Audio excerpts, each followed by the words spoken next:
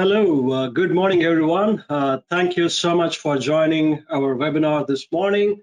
Topic of the facts, myths, and misinformation of GRACE PESDs, otherwise called GRACE Permanent Electrical Safety Devices. As some of you already know, my name is Bhanu Srilla. I'm the Director of Technical Marketing here at GRACE Technologies. I've been with GRACE for almost 7 years now, and I've been working closely on electrical safety products or the PESD's product line, and also GRACE ports and other predictive maintenance products from GRACE. Okay, so today the topic is going to be pretty straightforward and simple, as some of you might have already heard it from me. So it's going to be more like a refresher on the permanent electrical safety devices. So what different products that we manufacture and how those products will help the facility personnel to perform the lockout tagout tasks in much efficient and a safer way. Okay, so my background is electrical engineering, and also sit in the UL standards STPs for 61010, UL 1436, and UL 508A. And last week I was at 2 weeks ago I was at the electrical safety workshop, IEEE safety workshop in Jacksonville, Florida. There was great discussions and conversations about how to enhance the safety at workplace, and I really enjoyed those discussions as well.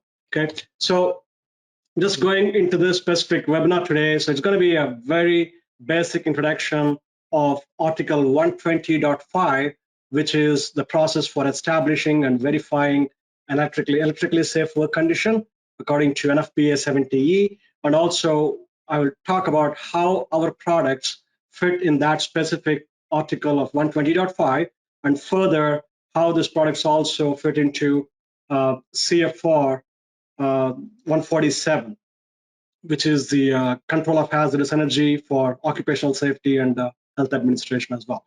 So let's go to the next slide. I hope you guys are able to see my screen. So again, it's going to be Article 120.5 on the process for establishing an electrically safe work condition, lockout tagout. We'll touch on what is a mechanical lockout tagout, what is the electrical lockout tagout, and we'll talk about the voltage presence indication products, and also we'll talk about the safe test points which are used for absence of voltage testing outside the cabinet. Okay, and also there is a lot of confusion, as some of you know, that whether our products can be used in accordance with NFPA 70E, or how do they really meet the requirements of NFPA 70E as well.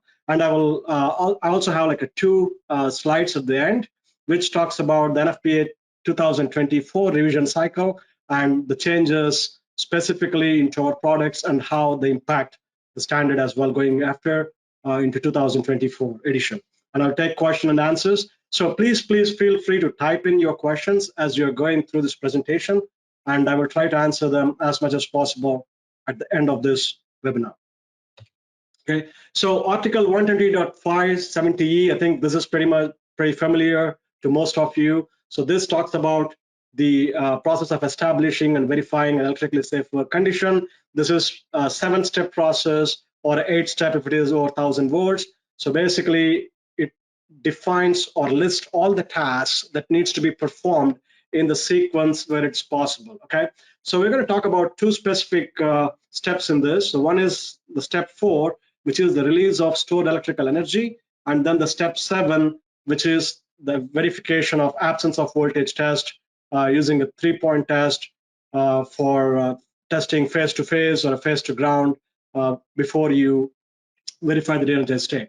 And the last one in this section here is a new exception that's been introduced in 2018 edition, where the NFPA 70E allowed for a different method for verifying of absence of voltage using a different product which can be used as long as it's listed to UL 1436. So the reason I'm trying to highlight these two things here, because there's a lot of confusion within the user groups that whether the GRACE permanent electrical safety devices, what we have today, meet those exceptions. So that's the reason I just want to make sure that you are aware of these sections, because the step 4 is release of stored electrical energy, where we apply some of our products for visually verifying the voltage presence for a non-qualified electrical worker. And then the step 7, which is the step for verifying absence of voltage, whether you do it inside or outside or how you do it, we'll talk about it in more detail.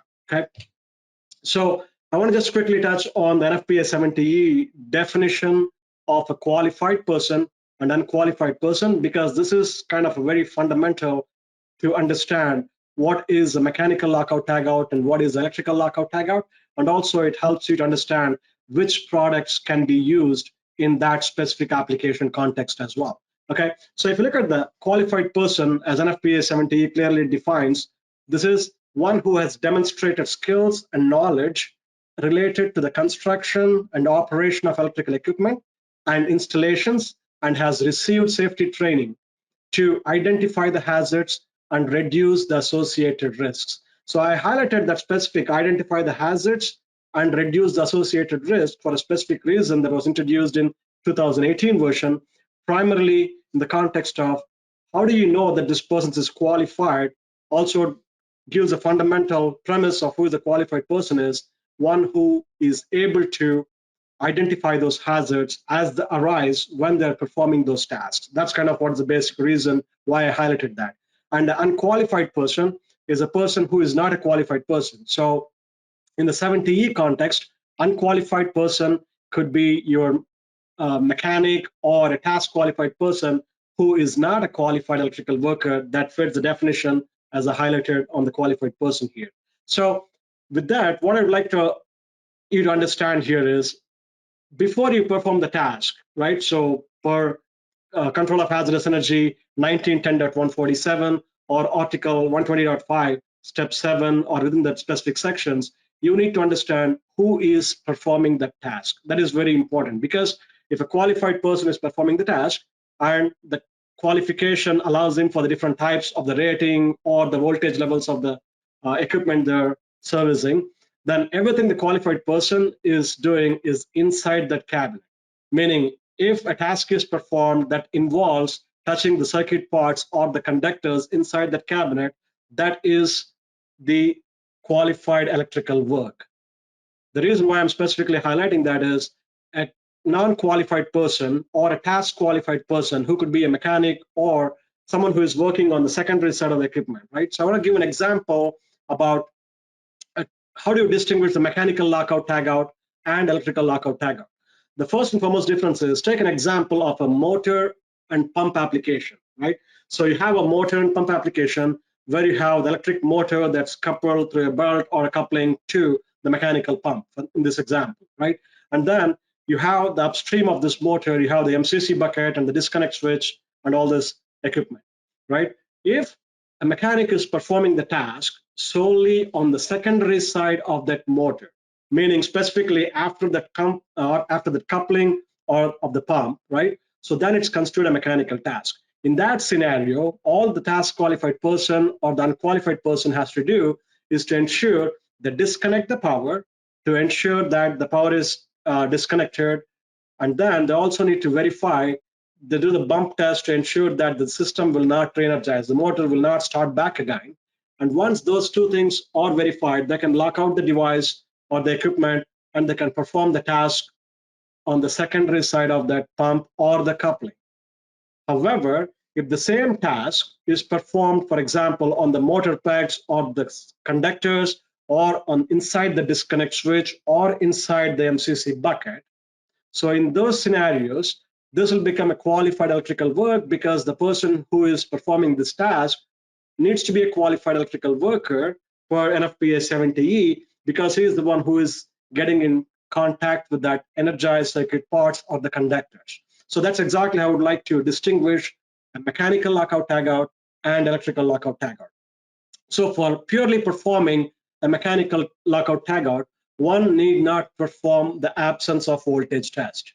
Okay, if somebody is working on the secondary side, all they need to do is throw the disconnector off position and verify the equipment is not re-energized state, so push test or a bump test, and then lock out and then start working on the secondary side. But if the same task is performed on the disconnect switch, inside the disconnect switch or the motor terminations or inside the MCC bucket, then it becomes the electrical lockout tagout. So you need to verify it has to be a qualified electrical worker. And then the second thing is they need to verify absence of voltage testing line to line and line to ground, okay? The face to face and face to ground to ensure that. So that's what is electrical work here, okay? So let's go to the next slide here, where how we use and apply our products, right? So here is the product classification, right? So we have on the screen here mechanical lockout tagout, where we show Grace's voltage indicators, which is the voltage presence indicators, we call it. All they do is visually verify the voltage presence from outside the cabinet.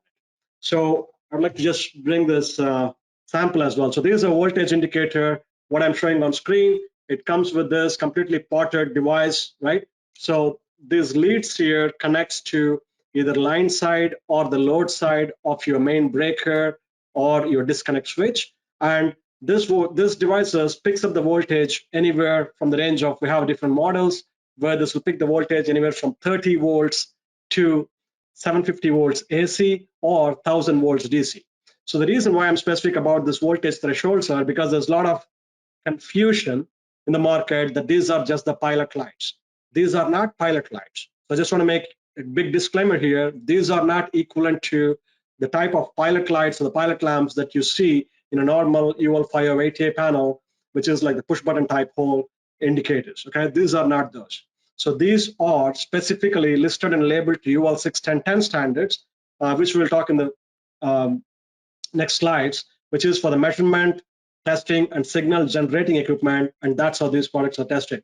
And then if there is a voltage at the lower thresholds, even 20 or 30 or 40 volts, depends upon the type of the indicator that you pick and use for application, these LEDs will start blinking. These LEDs will flash as long as the voltage is to that lowest threshold levels, okay? Additionally, if there is any kind of a stored energy, right? We talked about on Optical 120.5 on the step 4, where release of stored energy is one of those criteria. And this is one of the devices that will help you if you install this product on your variable frequency drive or a capacitive system or anywhere, even to your batteries. You can definitely see the voltage dissipation going away using these devices. Meaning, as long as you turn the VFD system off, and then there is a time it takes to dissipate that stored energy in the VFDs, you can still see the voltage with these indicators until otherwise the voltage drops below the threshold value, as what mentioned, 20, 30, or 40 volts, whichever, based on whichever the model you pick, okay? So going back to this voltage indicator, the one I'm showcasing here on the screen here, so these products are used only for mechanical lockout tagout, and these products again are used for task qualified personnel only, okay? So this is exactly, there's a lot of confusion. Can I use this for absence of voltage testing? No, you cannot use this for absence of voltage testing. For which you need, we have a different product that can be used for verifying absence of voltage using test points and a handheld portable test instrument, okay? So this one comes in like a 4-wire version and 5-wire versions we have, and then we also pair that with a safe, we pair that with our non-contact voltage detector pens that can be used in conjunction with these voltage indicators. Again, both of those for non-qualified electrical workers to verify the voltage presence alone. And the next one on the screen, what I'm showing here, is our voltage absence product, which is our safe test point. And the safe test point, I'm just looking at the sample here. The safe test point is one what I'm showing on the screen here on my camera as well. Again, it comes with 8-feet leads. This can be wired to your line side or the load side of your disconnect, similar arrangement, but you can bring this device outside the door using the same 30mm hole, similar to whatever voltage indicator, and you can verify the absence of voltage test using an adequately rated handheld portable test instrument. That's how the NFPA 70E and also OSHA support S calls this out, right? So the handheld adequately rated portable test instrument has to be used in conjunction with this device to verify absence of voltage safely from outside the door, okay? So I just want to make sure that this device is not same as the device that I talked about in the exception category of Article 120.5 step 7. So this is not an absence of voltage tester. I just want to re-emphasize, If somebody is telling you these products don't meet that, this is not that product, I want to positively reinforce this message. This is a safe test point that meets the step 7 of Article 120.5 that can be only used with an adequately rated handheld portable test instrument. So this device can only be used with a handheld portable test instrument, and you cannot push a button, and this is not that device, okay? So this meets Article 120.5, Step 7, where you can bring this extended test leads outside the cabinet and ensure that you can verify the absence of voltage safely from outside the cabinet. And I think most of you know that performing the same task inside the cabinet, somebody needs to wear the full arc flash category PPE that's defined for the panel, because you need to verify it.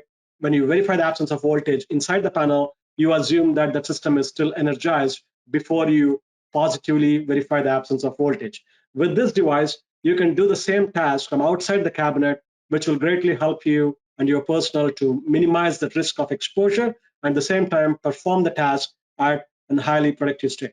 Okay, so these are the two different products. I'm sure that you kind of get a feel for what it is. And then what you see on the screen next to that safe test point is a voltage test station, we call it, which is a combination of an indicator and a safe test point.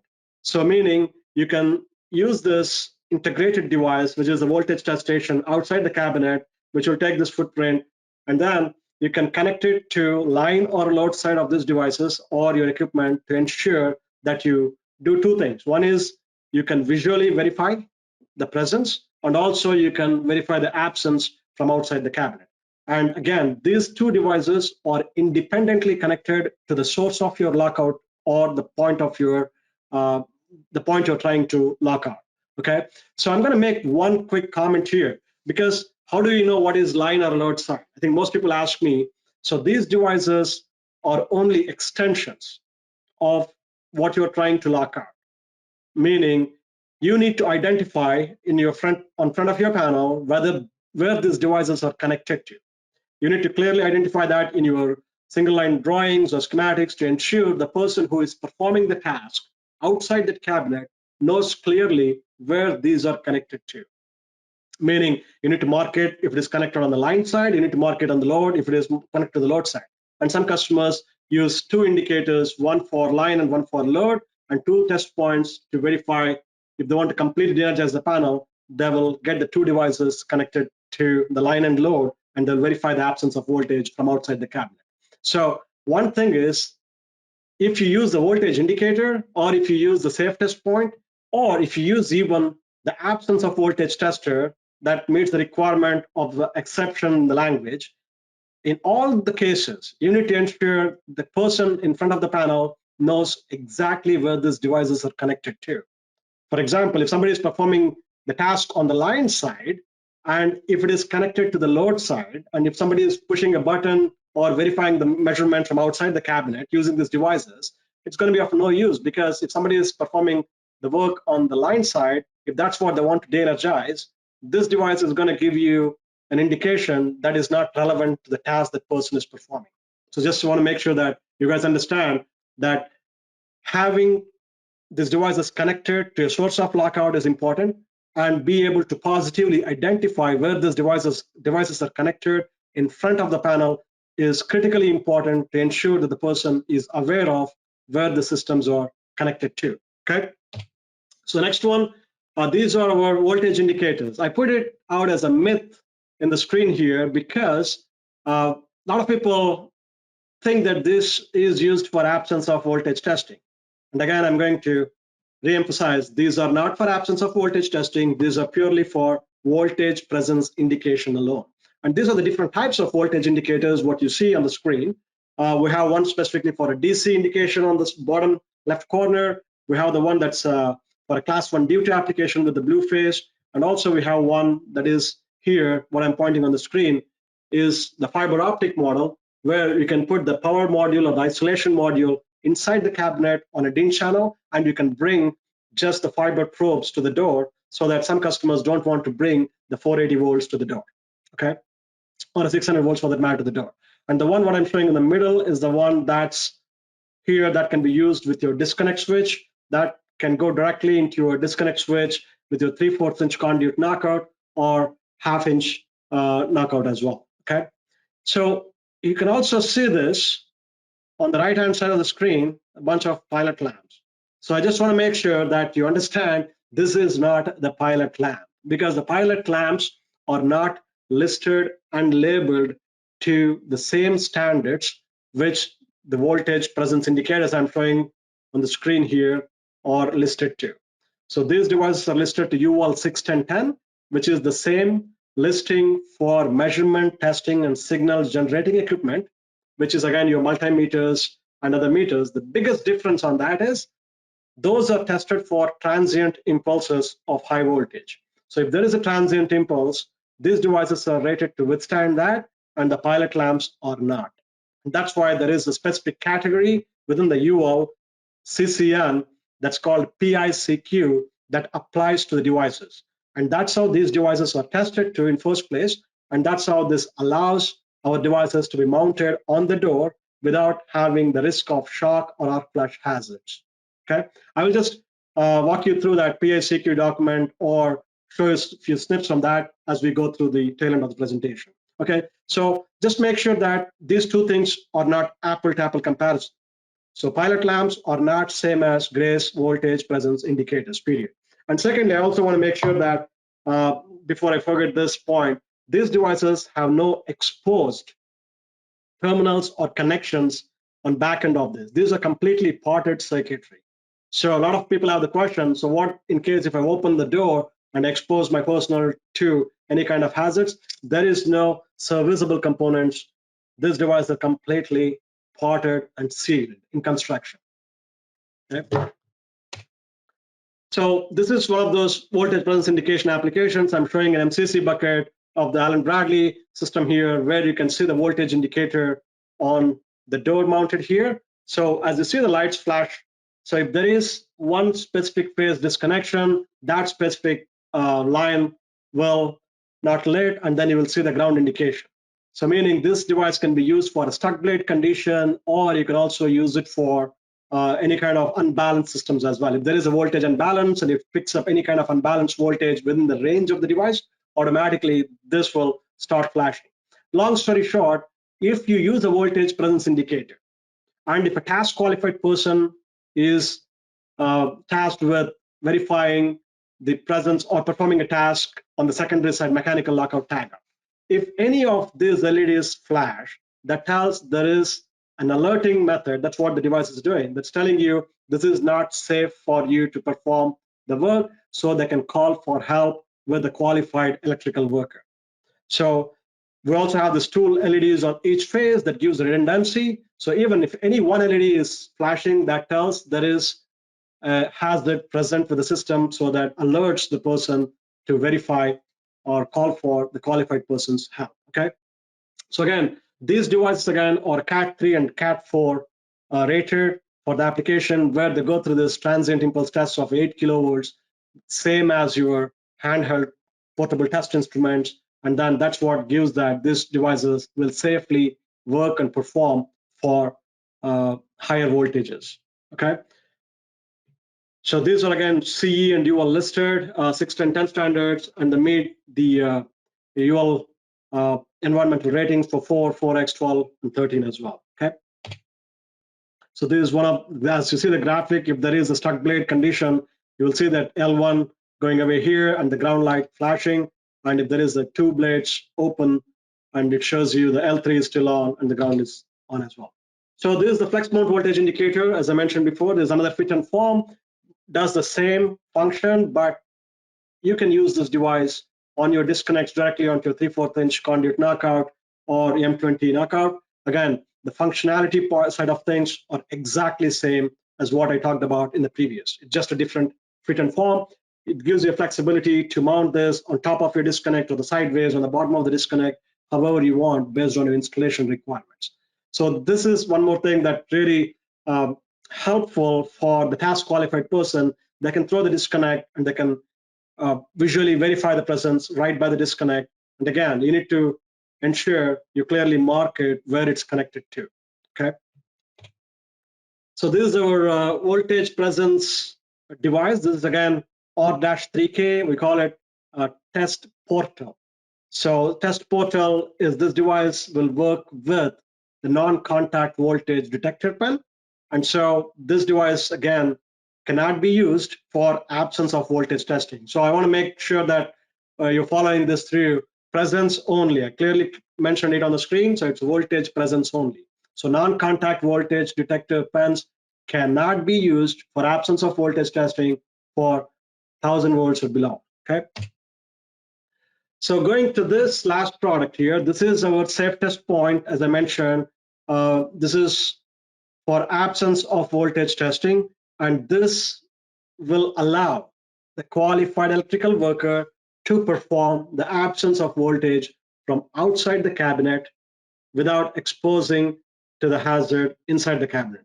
Meaning, you mount this device outside the door, you extend the leads, then connect it to your line or load side, and then there you can verify from outside the cabinet the absence of voltage using a handheld portable test instrument. So one of the questions is, okay, so if I put this device and if I measure it, the voltage from outside, am I not exposed to shock or arc flash hazard? Absolutely not. So these devices have a current limiting impedance built in the devices that will limit the current. So the max fault current at the single fault cannot be more than 3.5 milliamps. So that's what the UL requirements and how these products are tested to. So that will ensure that even in a direct shot between any of the two terminals, right? If you just throw a paper clip or you crisscross the terminals accidentally while you are performing the meter test from outside the door, so these devices will not create a shock or arc flash hazard because of the impedance protection built in the device.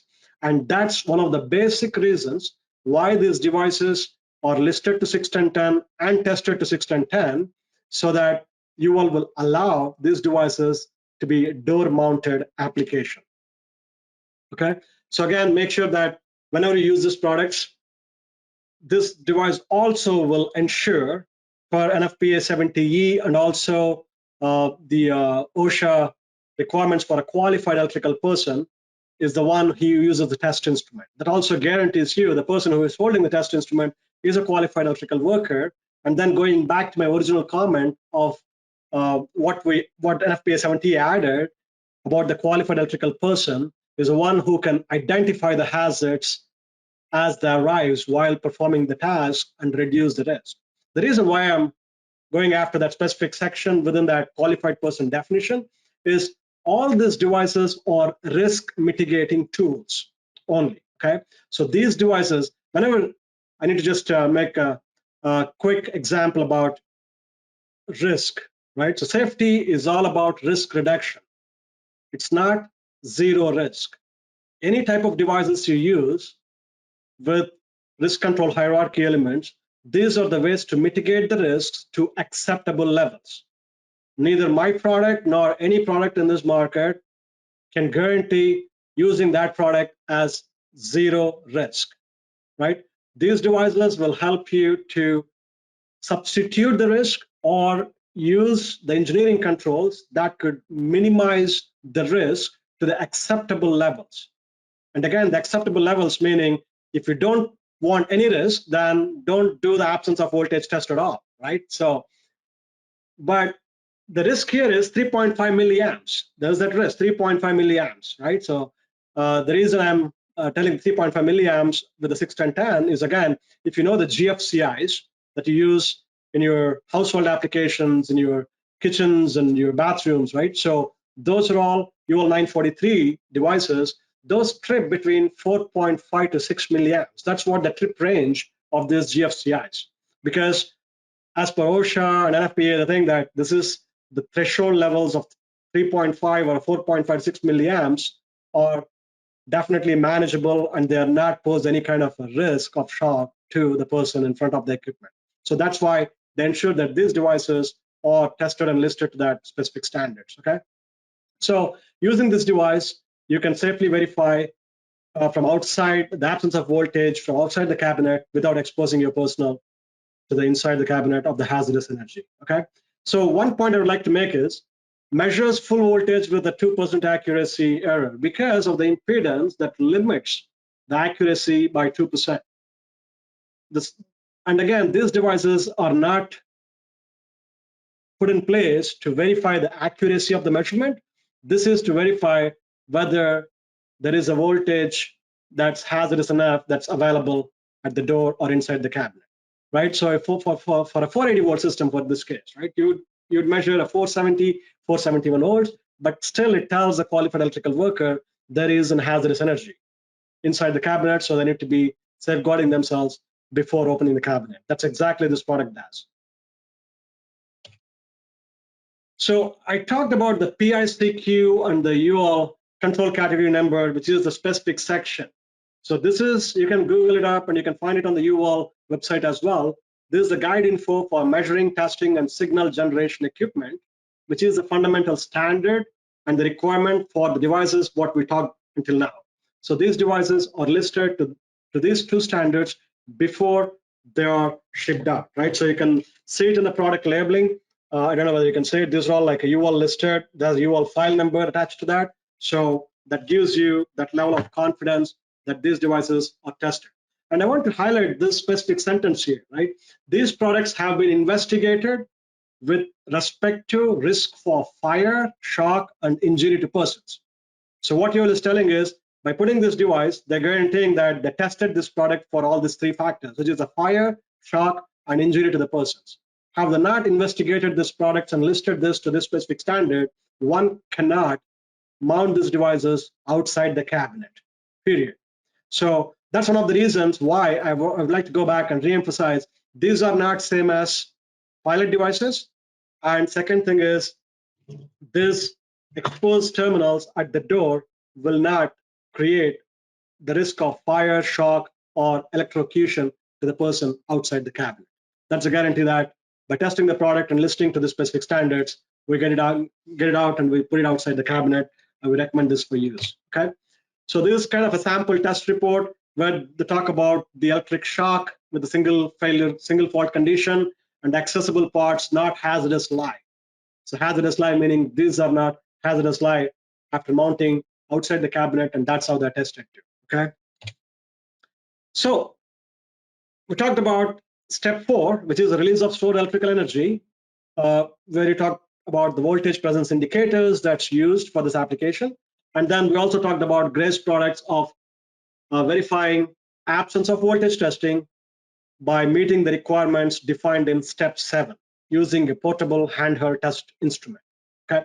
So now there is another section I talked about where that specifically calls out for using an exception where you can use a permanently mounted absence of voltage testers. And these are those product examples what I'm showing on the screen.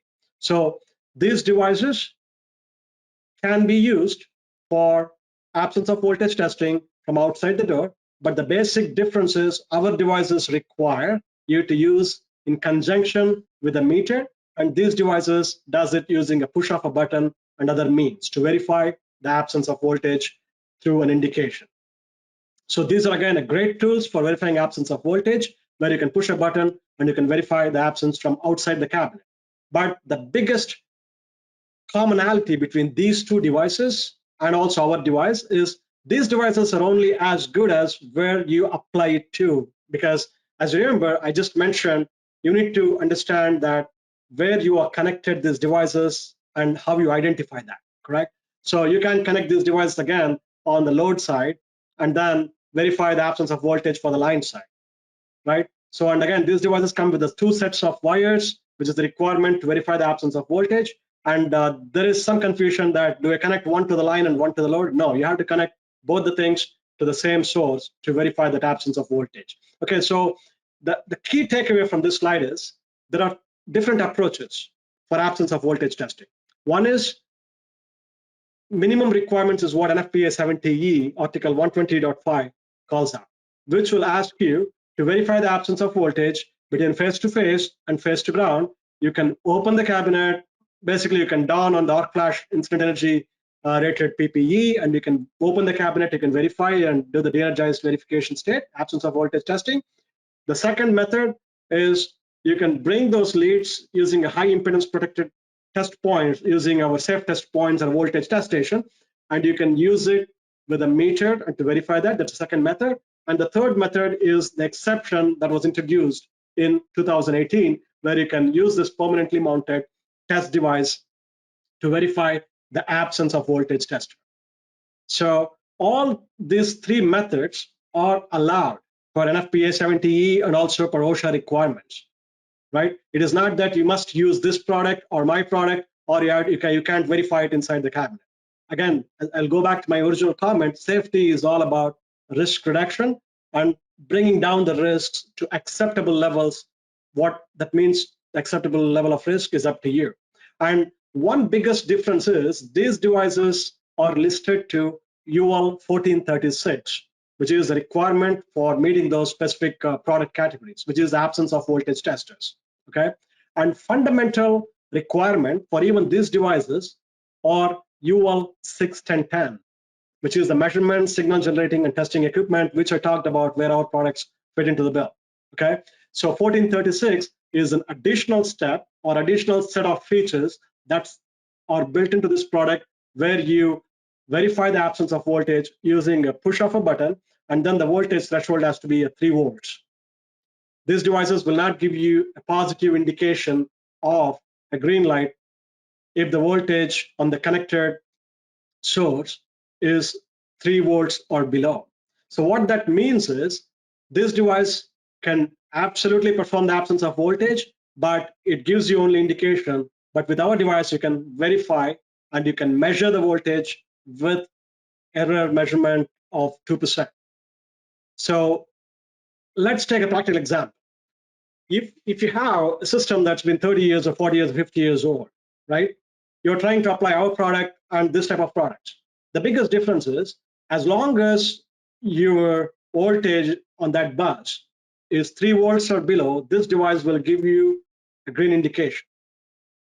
If the voltage level is more than 3 volts, because the UL 1436 wants the voltage threshold has to be at 3 volts before it can give a green indication, these indicators will give you it's unsafe to open. So in that case, going back to the qualified person example, you need to ensure either you need to call for your qualified electrical person, and you need to be donned on your arc flash PPE for that specific category and verify the absence of voltage using a meter inside the cabinet. Or if you have our device in that matter, now you verify the voltage, but you are verifying actual quantified value, right? So it's going to read you 470, or it's going to read you 3.5 volts or a 4 volts or a 7 volts, whatever is on the bus. That's going to tell you what is that risk level before you open the door. So the two things we really tell our customers about, one is by using our device, you are ensuring that the person who is performing the task is a qualified person for the 70E definition and also for OSHA definition. And he or she is the one who is using a handheld portable test instrument. And second thing is, you're not trying to teach your electricians how to do the absence of voltage using a meter, line to line or line to ground. All you're doing is basically bringing it outside the door and verifying it, right? So I'm not going to talk too much about that. So if there's any questions, please feel free to type that questions in. I'd be more than happy to answer those questions, okay? So there's one of those panels where you can see how the voltage indicators and safe test points are really applied. So there are these two indicators, as you can see on this panel. So one is identified as a line side, one is identified as a load side. Again, this is for visual indication. And then there is the safe test point where you can see with this dust cover where a qualified electrical person can verify the absence of voltage using a handheld portable test instrument, okay? So our device doesn't require a battery. It's a self-powered device, and you have two independent devices connected to the line, to the source of lockout, which is your line side or a load side. In a normal sequence, this is what the different steps you need to go through. You open the disconnect switch, you use an adequately rated test instrument.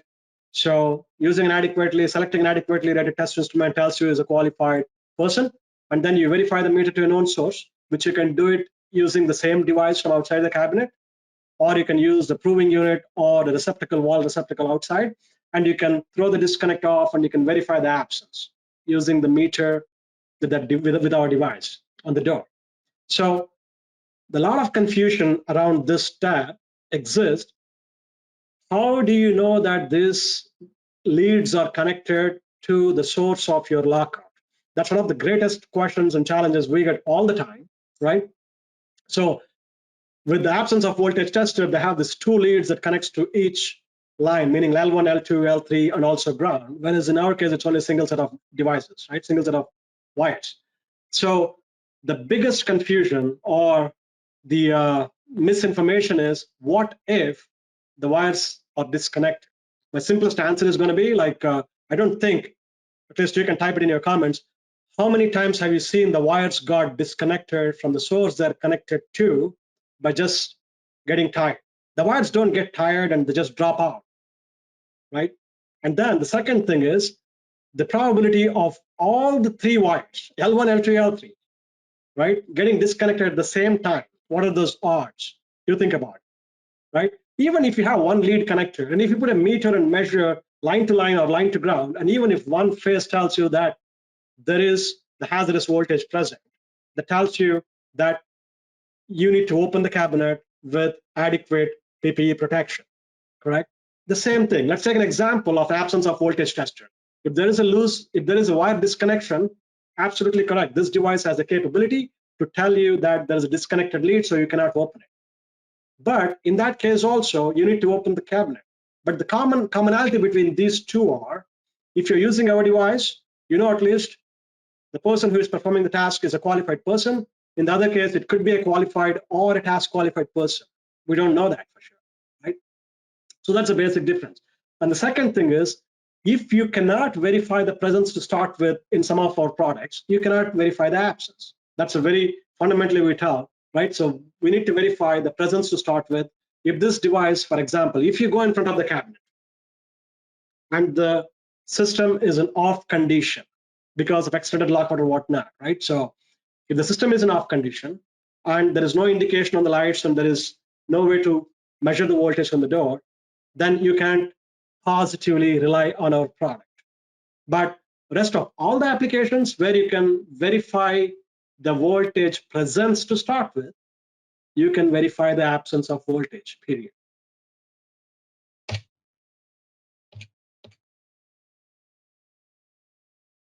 So this is how our products meet the NFPA 70 Optical 120.5, release of stored electrical energy, live date, live test.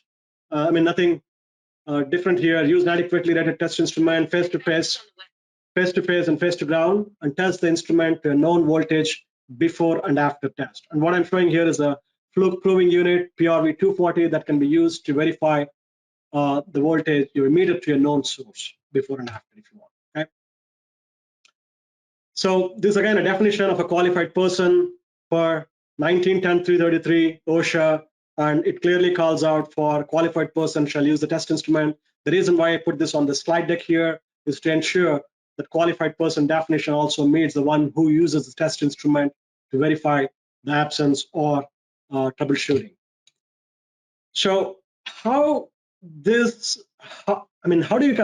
you ensure that these devices are used in normal operation? This is the Optical 132.4 definition, normal operating condition per NFPA 70E. Once you mount these devices and you verify the installation, as long as you meet the 6 criteria as mentioned on the screen here, the equipment is properly installed, properly maintained, and used in accordance with the manufacturer instructions, and the doors are closed and secured, and there's no evidence of impending failure, use of these devices are considered to be a normal operating condition. And without meeting those requirements, you cannot verify or assume that device is in normal operation. So exception 1 versus grace, our product is basically, it's an exception. It is not that you must use only the exception category within the 120.5. As I mentioned, the 3 methods you can do completely inside the panel with the full rated PPE, and you can verify the absence of voltage. You can use our product, and you can also use the exception. There is no such thing that you must only use 1436 product for absence of voltage testing. If you come across any of those, please feel free to reach out to me, and I'll be more than happy to walk you through. And there is also the handout there, misconceptions of absence of voltage testing. That's within your dashboard or a console where you're watching the webinar. Please download that and do let me know if you have any comments or questions around that, okay? So again, Grace PESDs, as we have today, the voltage presence indicator and the safe test points or the VTS, those are not UL 1436 devices, period, okay? If someone is comparing that to our products, this is apple to orange comparison. So this is one of the things I talked about, category ratings, because when you use the category ratings of the devices, those are very important, the requirement of that category, right? So when you see this category 4, where it's connected directly to your utility feed, where you have the higher transient impulses, and then when you use these things on a category 3, it's a lesser impulse for 6,000 volts. Our devices are tested for category 4 and 3 for 600 volts, okay? And as you can see the snip from our test report, device intended for use with a measurement category of 3 at 1000 volts and measurement category of 4 at 600 volts, pollution degree 3. Okay?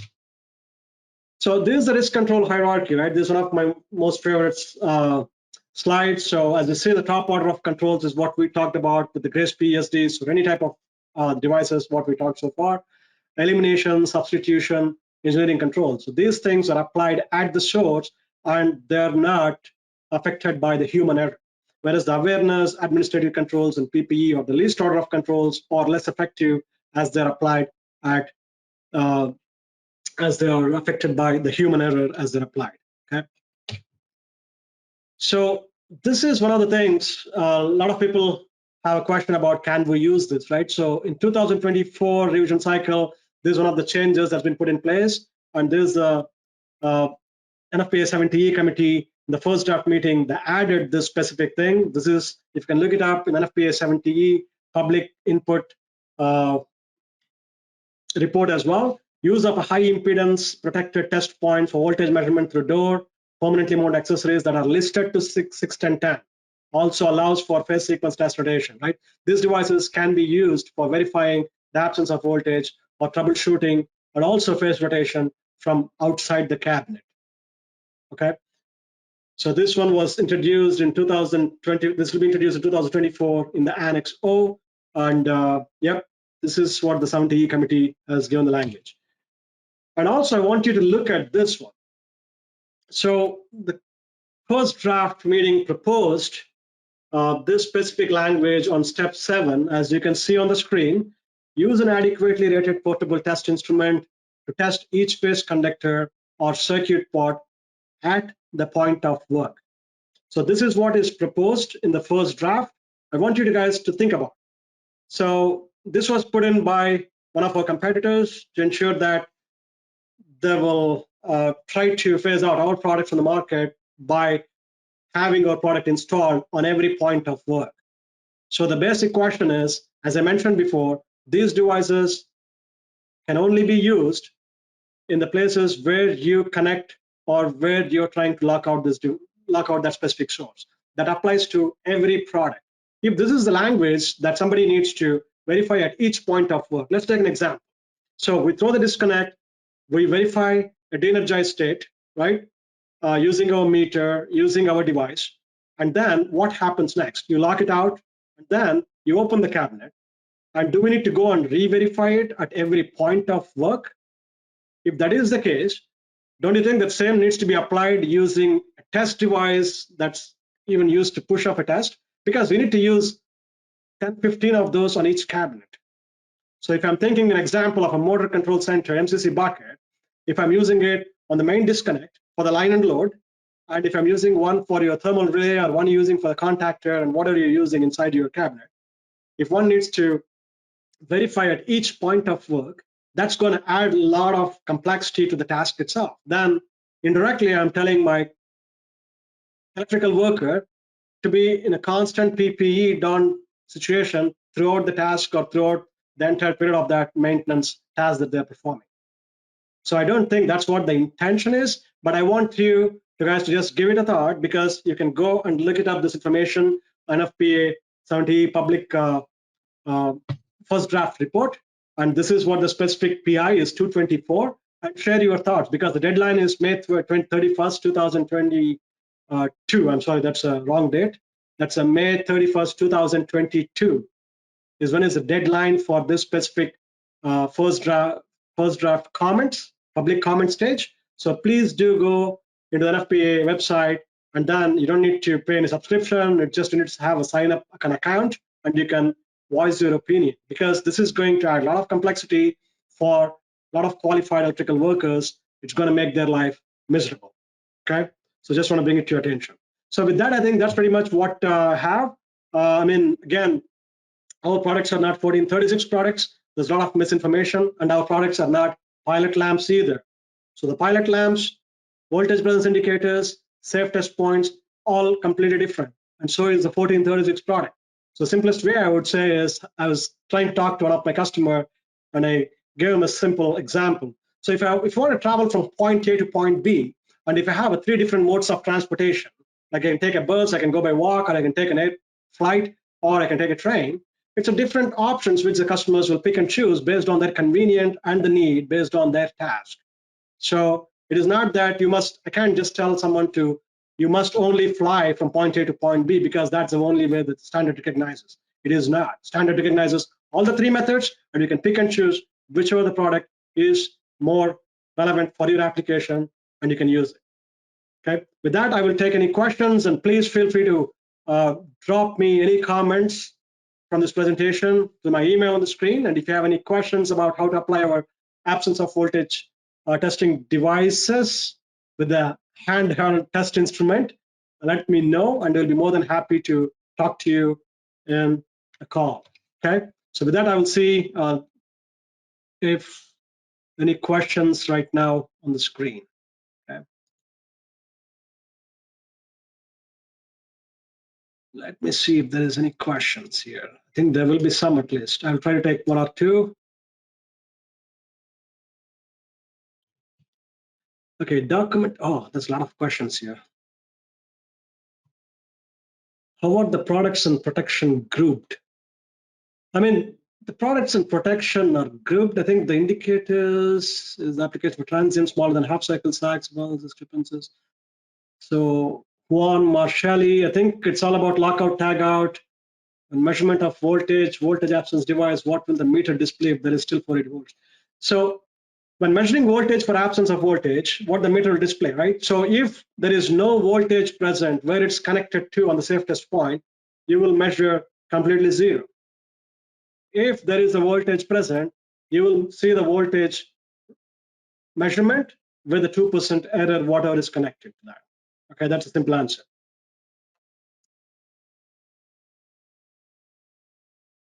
Is the voltage device you use for electrical lockout listed or certified to UL standard?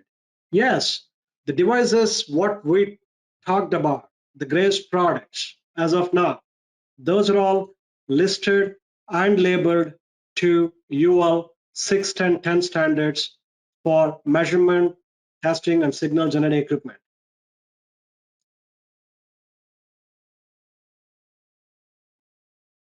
So just to clarify, the non-contact device shown in the other picture cannot be used as a voltage absence device in the place of safe test port. Absolutely correct. The NCVD pen and that concept of voltage ports cannot be used for absence of voltage testing.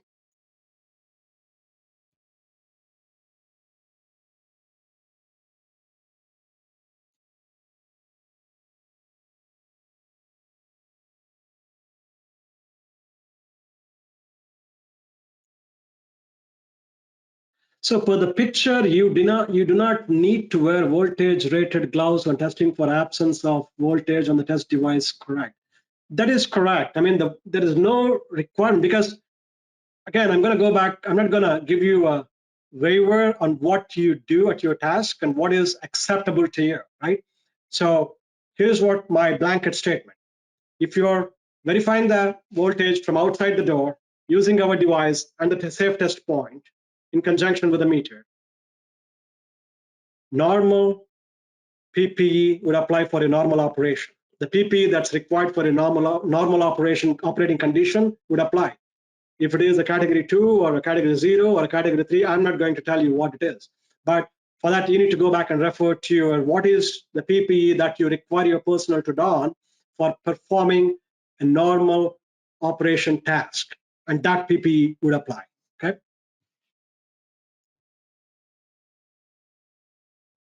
So what is PICQ standards? So PICQ standards is the one that's what is the requirement of the UL to, that is the guidelines for measurement, testing, and signal generating equipment. They need to follow the guidelines to ensure that these products are applied for that specific context. I think we got another 5 more minutes. I'll see what other distributions is. Can you verify rotation? Absolutely, yes. With our safe test points, you can verify the phase rotation using a phase rotation meter. Yeah. That's one of the things that we didn't develop this product for verifying the phase rotation, but that's one of the things which customers figured out on their own, and they told us, hey, this is a great thing. We can also verify the phase rotation before we re-energize the equipment.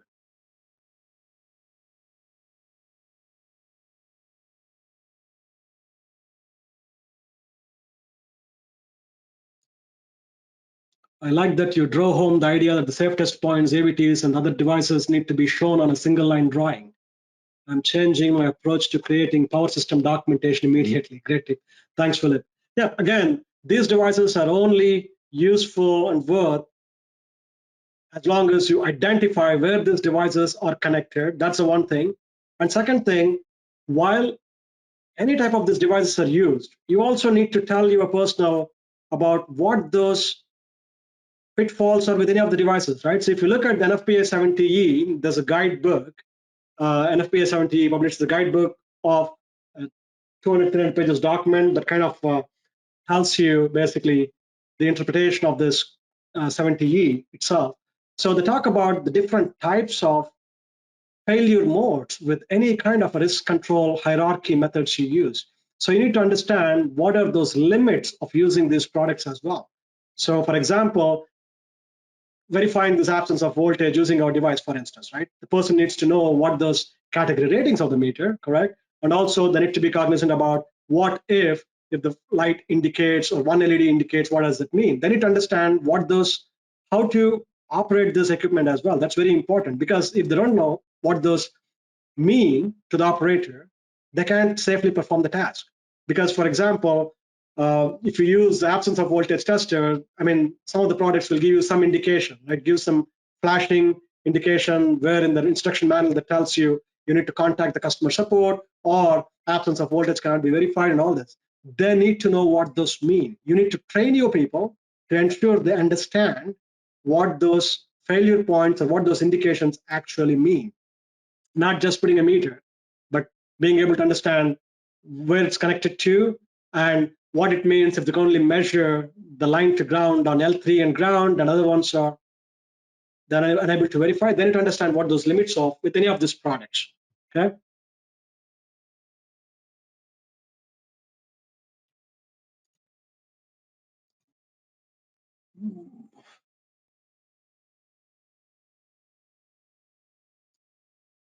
Okay, this is a good question. So we recently purchased some indicators and devices that says the fuse that should be fused or not, right? So fusing again is one of the topics that we come across. This again with all the products. This is not a 70E requirement. It is NFPA, which is NEC code requirement. So as long as there is a 3-meter, 10-foot rule, feeder tap rule, as long as the conductors don't extend beyond where this device is installed, you don't need to fuse it. And our installation manuals are updating to reflect that specific detail, because fuses create additional point of failure, and used in the safety application, these devices doesn't need to be fused. But if you are extending this termination, meaning you connect the device leads to in one cabinet, and then you put a power distribution block and extend these leads to another box or another enclosure, in those scenarios, you must use a fusing. That's a code requirement. Will this video be available? Yes, it will be available, and I think Nick will share the video link after the presentation. We are right on top of the hour. I'm going to see if I can answer one more.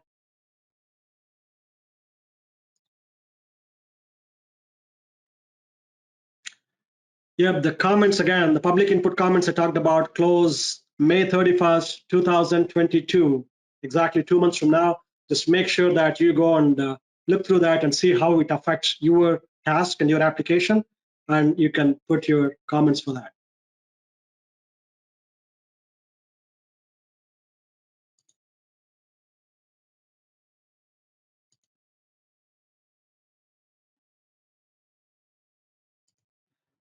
I think Bhanu very well presented and precisely thanks to the best affected by induced. No, the grace self-test ports are not affected by induced voltages. And also, as I told you, right, those are listed and tested for the spikes as well. Okay, my information is on the screen. I presented before, or you can reach out to Nick. If you have any additional questions, I'll be more than happy to jump on that one-on-one conversation and clarify any follow-up questions you might have. All right, that's pretty much about it. And please download the misconceptions paper that's in your attachment on your webinar console. And also, please send your comments and take the exit survey. And if you are looking for a sample of this product, please reach out to Nick or fill out that webinar survey, and we'll be more than happy to send out a sample and you can test our product. And if you have any other questions regarding our products and how it's applied within the context, please do feel free to reach out to me, and I'll be more than happy to answer your specific questions given this application context. Thank you so much for your time, and thanks for joining our webinar today, and have a wonderful rest of your day.